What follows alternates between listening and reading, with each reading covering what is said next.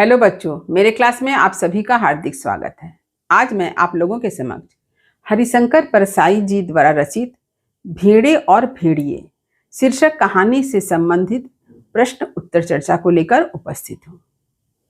आज इस विषय को आरंभ करने से पहले मैं यह बतला देना चाहती हूँ कि इस पाठ से संबंधित 4 वीडियो मेरे चैनल पर अपलोड हो चुका है और उन सभी वीडियो का लिंक आपको डिस्क्रिप्शन बॉक्स में मिल जाएगा। यह कहानी वेस्ट बंगाल काउंसिल के अंतर्गत क्लास 11 में पढ़ाई जाती है और यह 11 के बच्चों के सेकेंड सेमेस्टर में है।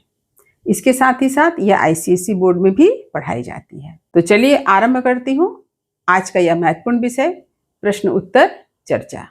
पहला प्रश्न देखिए, वन के पशुओं ने क्या महसूस किया? उत्तर, वन के पशुओं ने यह महसूस किया कि उन्हें एक अच्छी शासन व्यवस्था अपनानी चाहिए। 2 नंबर प्रश्न देखिए, वन प्रदेश में प्रजातंत्र की स्थापना हो, इसका क्या कारण था? उत्तर है, वन पशुओं को ऐसा प्रतीत हो रहा था कि वे सभ्यता के नजदीक पहुंच गए हैं, अर्थात वे सभ्य हो गए हैं, अतः उन्हें एक अच्छी शासन व्यवस्था अपनानी चाहिए। अच्छी शासन व्यवस्था के लिए उन्हें प्रजातंत्र को अपना लेना चाहिए। 3 नंबर प्रश्न देखिए, क्रांतिकारी परिवर्तन से क्या तात्पर्य है? उत्तर, क्रांतिकारी परिवर्तन से तात्पर्य एक अच्छे बदलाव से है, जैसा कि वन प्रदेश के पशुओं ने यह विचार किया कि वन प्रदेश में लोकतंत्र की स्थापना हो ताकि सुख समृद्धि आए। 4 नंबर प्रश्न देखिए, भेड़ों की क्या विशेषता थी? उत्तर, वन प्रदेश की भेड़ें निहायत नेक, ईमानदार, कोमल, विनम्र, दयालु और निर्दोष थी।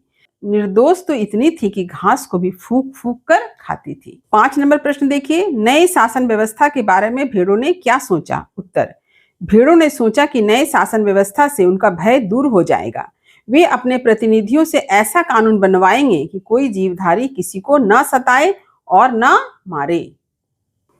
6 नंबर प्रश्न देखिए, भेड़ों के अनुसार कैसे समाज की रचना हो? उत्तर, भेड़ों के अनुसार समाज शांति, स्नेह, बंधुत्व और सहयोग पर आधारित हो। 7 नंबर प्रश्न देखिए, सबके साथ कैसा व्यवहार होना चाहिए? उत्तर है, सबके साथ जियो और जीने दो जैसा व्यवहार होना चाहिए। 8 नंबर प्रश्न देखिए, भेड़ियों का दिल क्यों बैठा जा रहा था? उत्तर है, वन प्रदेश में भेड़ों की संख्या अधिक होने के कारण चुनाव होने पर उनका ही बहुमत होगा। अगर भेड़ों ने किसी भी पशु को न मारने का कानून बना दिया तो भेड़िया क्या खाएंगे? उन्हें तो घास चरना सीखना पड़ेगा। 9 नंबर प्रश्न देखिए, चुनाव समीप जानकर किसका उल्लास बढ़ता जाता? उत्तर है, भेड़ों की। 10 नंबर प्रश्न देखिए, भेड़िए के पास कितने सियार रहते थे और उनका क्या काम था? उत्तर है, हर भेड़िए के पास 2-4 सियार रहते थे। सियार भेड़िए के आसपास दुम हिलाया करते थे, क्योंकि जब भेड़िया अपना शिकार खा लेते तब सियार उन हड्डियों में लगे मांस को खाया करते थे और मौके बेमौके हुआ हुआ चिल्लाकर भेड़िया की जय बोलते थे, यानी चापलूसी करते थे। 11 नंबर प्रश्न देखिए, सियार किसे अपना माई बाप कहते थे? उत्तर है, भेड़ियों को। 12 नंबर प्रश्न देखिए, संकट काल से उबारने के लिए भेड़ियों को भेड़ों के बहुमत की बात किसने सुझाई? उत्तर है, पंचायत में भेड़ों के बहुमत की बात बूढ़े सियार ने भेड़िए को सुझाई। ऐसा होने पर भेड़ियों की सरकार होगी और उन्हें वन प्रदेश को छोड़ना भी नहीं होगा। इसके साथ ही वे मनचाहे कानून बनाकर राज कर सकेंगे। 13 नंबर प्रश्न देखिए, अपनी योजना को सफल बनाने के लिए बूढ़ा सियार अपने साथ किसे लाया और क्यों? उत्तर, बूढ़ा सियार 3 रंगे सियारों को अपने साथ लाया ताकि वे तीनों भेड़िया की सेवा करें और उसका चुनाव प्रचार करें। 14 नंबर प्रश्न देखिए, तीनों सियारों को किन किन रंगों में रंगा गया था? वे किसके प्रतीक थे?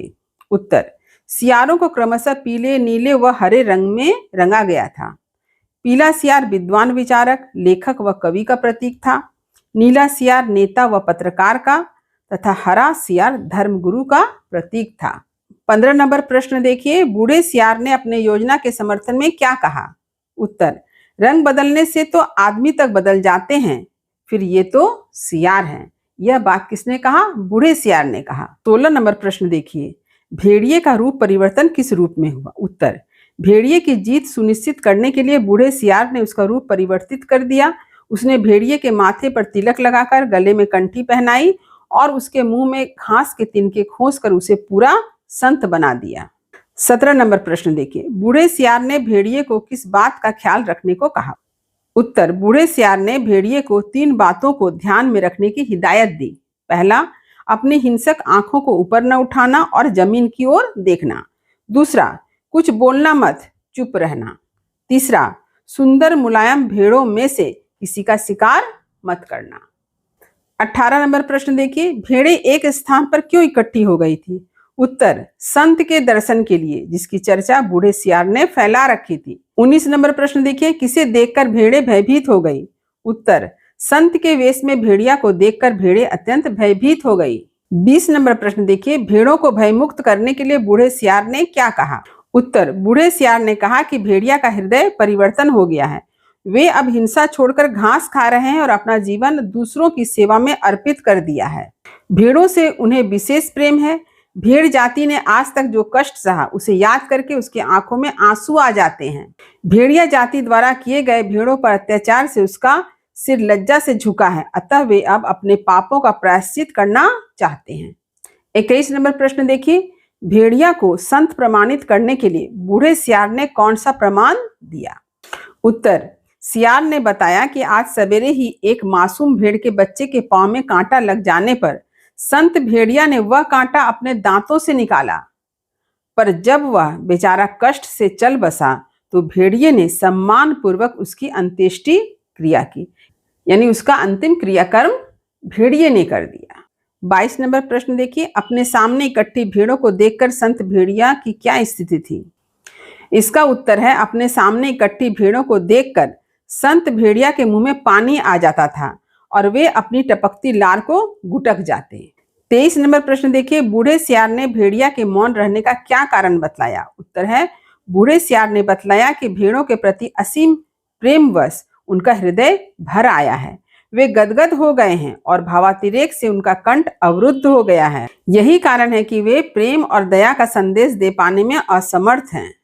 24 नंबर प्रश्न देखिए, बूढ़े सियार और 3 रंगे सियार की बातों का भेड़ों पर क्या प्रभाव पड़ा? उत्तर, भेड़ों को यह विश्वास हो गया कि भेड़ियों से बड़ा उनका कोई हित चिंतक और हित रक्षक नहीं है। 25 नंबर प्रश्न देखिए, चुनाव में किसकी जीत हुई और क्यों?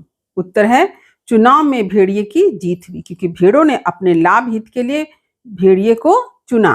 पंचायत में भेड़ों के हितों की रक्षा के लिए भेड़िए प्रतिनिधि बनकर आए। 26 नंबर प्रश्न देखिए, भेड़ियों ने भेड़ों की भलाई के लिए पहला कानून क्या बनाया? उत्तर है, बहुमत पाने के बाद भेड़ियों ने पहला कानून भेड़ों की भलाई में बनाया। तो यहाँ पर भलाई शब्द का प्रयोग कहानीकार ने व्यंग्य के रूप में किया है। यहाँ भलाई का भाव नहीं है, यहाँ पर हानि का भाव छिपा है, बुराई का भाव छिपा है।